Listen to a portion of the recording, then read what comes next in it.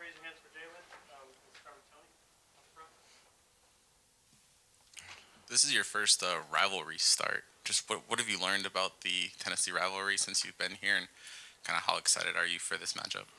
Yeah, it's a historic rivalry that I'm just learning more and more about being in college. It's very exciting to be a part of a rivalry. It's going to take a lot of preparation this week, just preparing how hard this opponent is. But it's a great opportunity for us, and we're excited for the challenge. And but it's going to be great. It's great to have this rivalry going on, and it's going to be fun. The back of front. Fans are going to look at this as a revenge game from what happened last year. How are you guys looking at this game after what you saw last year in Knoxville? Yeah. I think number one thing we have to do is look in the mirror, look at some things that we need to improve on to help our team win, help our team be successful, and ultimately win. But a lot of things we can learn, a lot of takeaways that we can have to approach this week. But number one thing we have to do is just fix some things from last week and improve as much as possible today. And then that's the focus point, just trying to improve, get 1% better each and every day that we have this week. In the middle, Nick Alvarez. You mentioned learning more about the rivalry this weekend. Cigars are a big part of it from the fan and players' perspective. Like, when you're kind of an underclassman, are you noticing in the fourth quarter maybe some Alabama fans starting to light them up in the fourth quarter? Like, can you smell it, like recognize it while you're on the field? Yeah, with the time I've been here, the rivalry is, I'm learning more and more about the rivalry, and I would say like to success, that's like the cherry on top of just smoking, having that cigar at the end of the game. And there's no better feeling, to have that. But it's gonna be great for us. We gotta, take care of some little things before the game starts. But yeah, that's something to be excited for sure. Hey Jalen, how do you not let frustration start to seep in with some of the pass protection issues that have happened during games? Like if you don't even have time to throw the ball, how do you kind of bounce back up and get your mindset back? Yeah, I think the biggest thing is with the mindset of just approaching it just one play at a time, not losing focus. I think that's very key. Not to get too high, not to get too low. You have to be at the same position all throughout the game, whether it's good or bad. I think that's very key. Just to have the right mindset, the right approach. And then another thing too is that mistakes happen. Mistakes happen no matter who we are. We're not perfect. We're not perfect at all by any means. There's one person in this world out there perfect, is my Lord and Savior. And so we have to focus on that.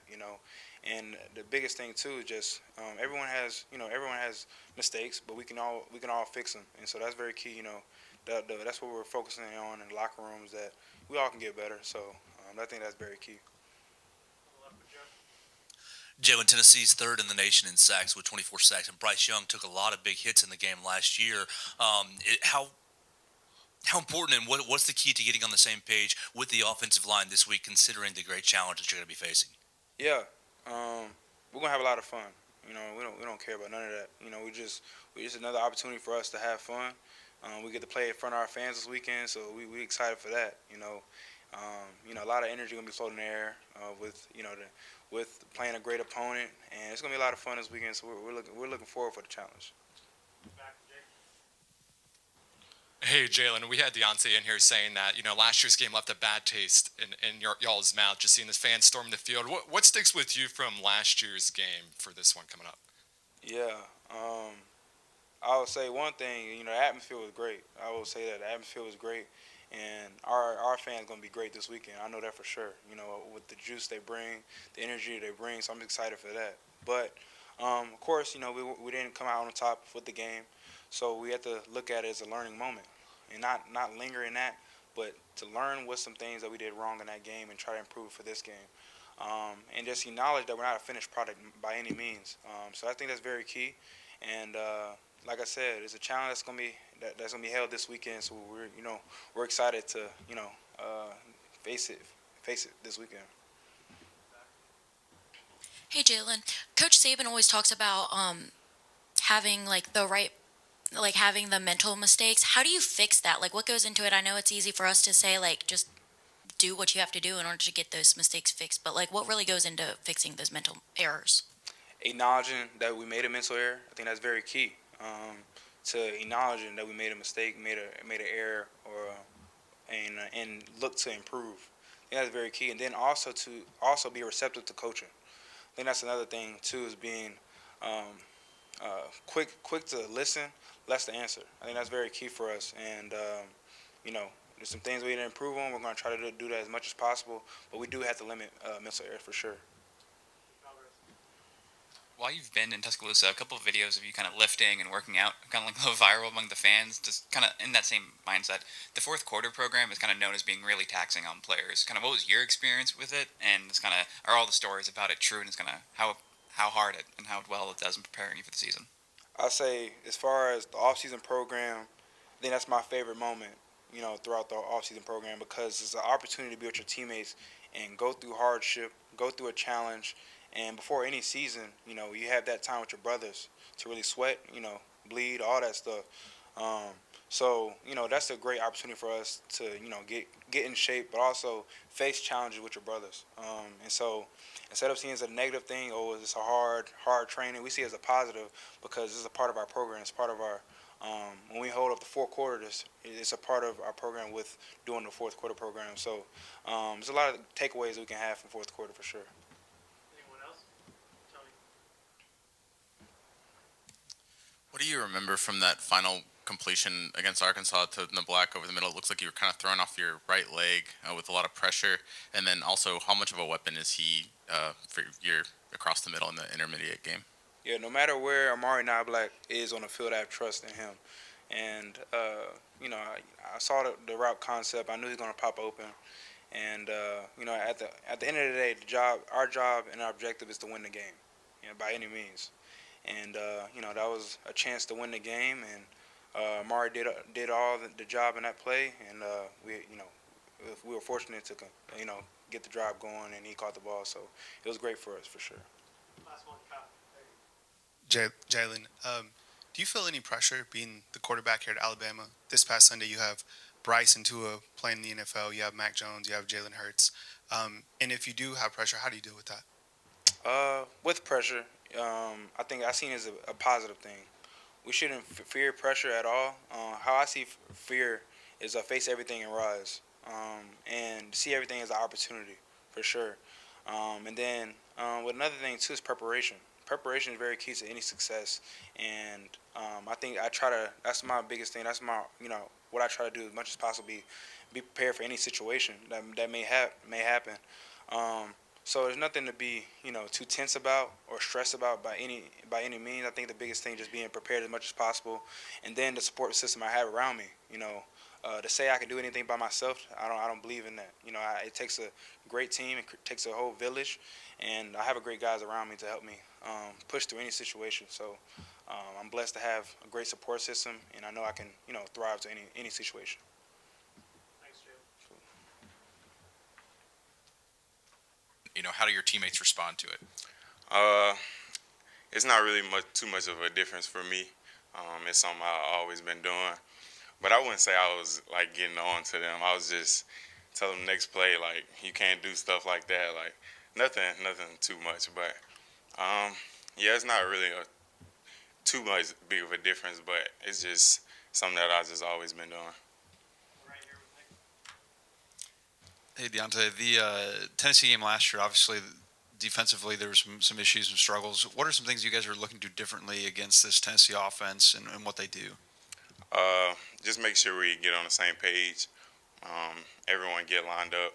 Got to make sure we stop the run game, and that'll be a big piece in the game. Charlie. Tony. Kind of bouncing off that, with how much they spread out the offense, how difficult does that make your job being in the middle of the field, having to cover so much of the running game?